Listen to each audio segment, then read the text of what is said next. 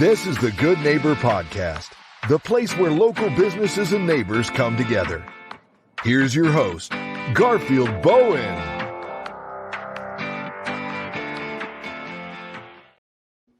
Welcome to the Good Neighbor Podcast. Today I have the pleasure of introducing good neighbor Corey King with Coastal Air Assessment. How you doing today, Corey? I'm doing great, Garfield. Thank you for having me. We are excited to learn all about you and your business. Tell us about your company. So my company is it's called Coastal Air Assessments.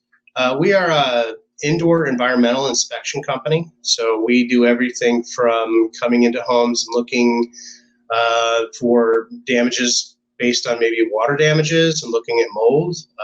We look at everything from mold to we have a project right now where we're going to go up the coast to sample for fentanyl in a home. So, yeah, a lot of different things we look at. It's always our business is really focused on the indoor environment being safe for people to live in. Yeah, that's good to learn. Good to know. The quality of our air. I guess all we have is water and good air, right? Good air is important. You know, we breathe it all day. So, how did you get into this business? I was a contractor before this, and I went to a client's house, and he had some damages, and I was looking at it and explained where I believe the water came from. After I told him that, he said he had a gentleman out who does what I currently do now, and told him the same exact thing, and he told me I was in the wrong business, and it was a moment of clarity, and that I felt like this is something I needed to pursue. So here I am. What are some of the myths and misconceptions of your industry? There's a bunch. Kind of one of the biggest ones I think that happens is, and the way the state of Florida set it up is that, especially if it's a water damage issue or something like that, where you're going to have the insurance involved and possibly a remediation company come in, is you really want your remediation company and your inspection to be separate. You know, if the inspection company is tied to it, you know, the reason the state set it up that way was so that we could have there's no continuing need to make things bigger than they need to be, I guess is what I'm trying to say. Right. So that's one. You always want your inspection company and the remediation company to be a separate entity. I think the other thing a lot of people get very concerned about in phone calls that we get, and we try to educate our clients in that, yes, we can come in and we can test the air, but I think it's more important to really have a thorough inspection to really understand what's happening inside of the environment in that dwelling or the building, or whatever that may be. And have some answers as to maybe what's going on and why we're using the air sample sometimes is to see if there's amplification beyond what we're seeing visually and what's going on. It's just another tool in the toolbox as far as how we do the inspections. We're using it because we can't see a lot of these things that we're testing for, whether it be gases or small particulates and stuff like that. So you have different equipment that actually captures a sample of the air and examines it. Is that what it is? Yeah. So and there's a gamut of different tools we use. We try to use, you know, I love technology, and our industry is growing so much so that there's a lot of technology that's available. And so I try to capture as much technology as I can to be as effective as I can in what I do. So we have, you know, pieces of equipment that can tell us, you know, as far as what the particulates are in the air and maybe what mold is in the air right on the spot. You know, moisture meters that can read 5 inches down, and then we're not making holes. We're doing things that are non-invasive. So there's a lot of technology, and there's a lot of different ways to test air based on what we're looking for as far as whatever that inspection, the concern that the client is at the time. Is there any, other than people having water damage, is there any need for people to just, they may be not feeling feeling good, or is there any reason for them just to have their air tested? Yeah, we do different kinds of testing as far as allergens and stuff like that. A lot of, not necessarily, it doesn't always have to be water damage, but it seems to be because of the environment we live in, moisture rich, both in the air and just around us, is kind of why I say with the water issues. But there's allergens, there's all kinds of things floating in the air that are very small. They're under 40 microns in size, so we can't see them.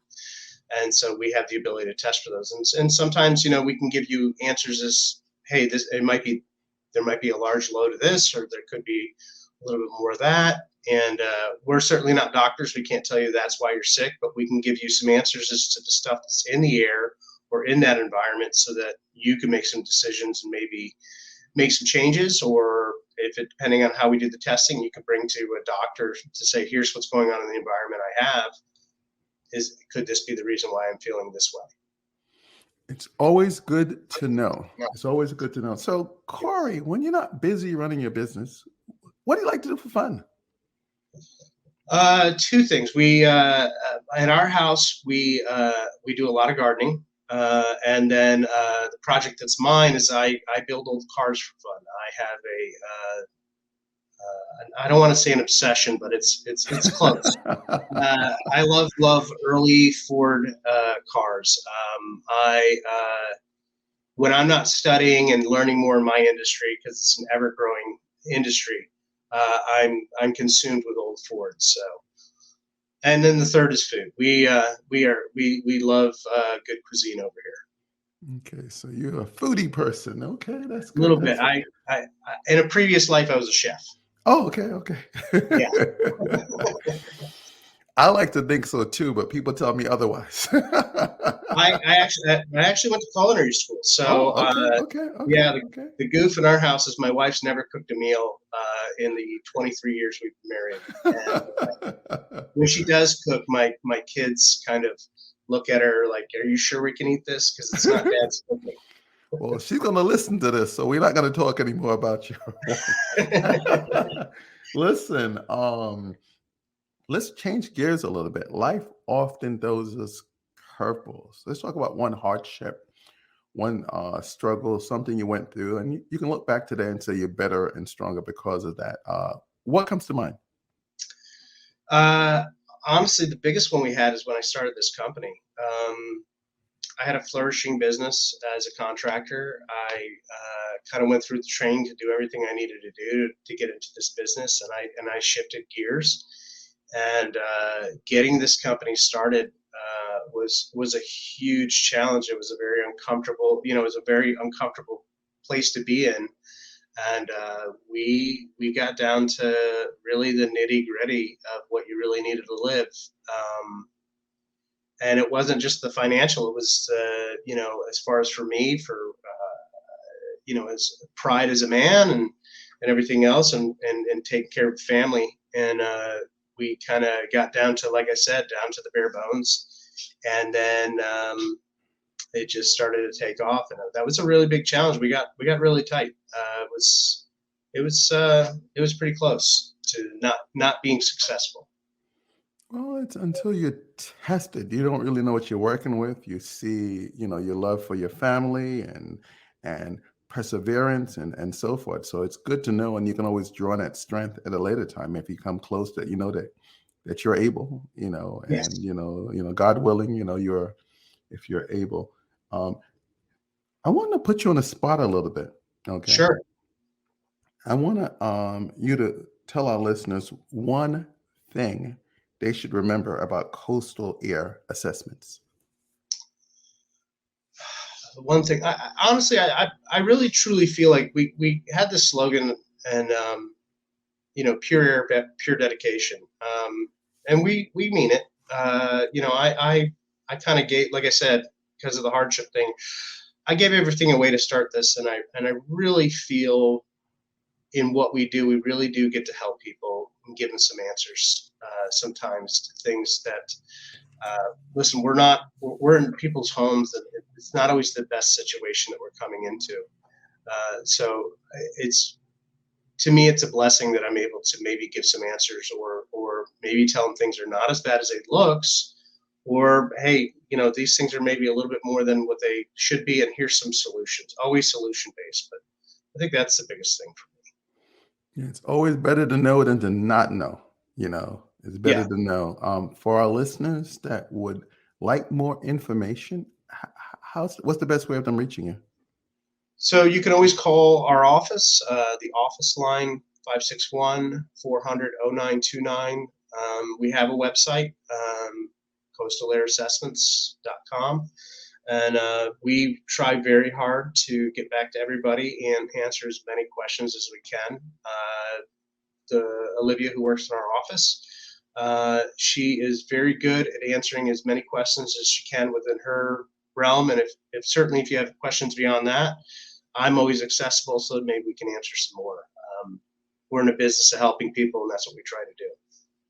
Well, Corey, I really appreciate having you on the show, and I wish you and your business the very best moving forward. Thank you so much. I appreciate you letting me on your show. Thank you for listening to the Good Neighbor Podcast, Port St. Lucie. To nominate your favorite local businesses to be featured on the show, go to gnpportstlucie.com. That's gnpportstlucie.com. Or call 772-362-3840.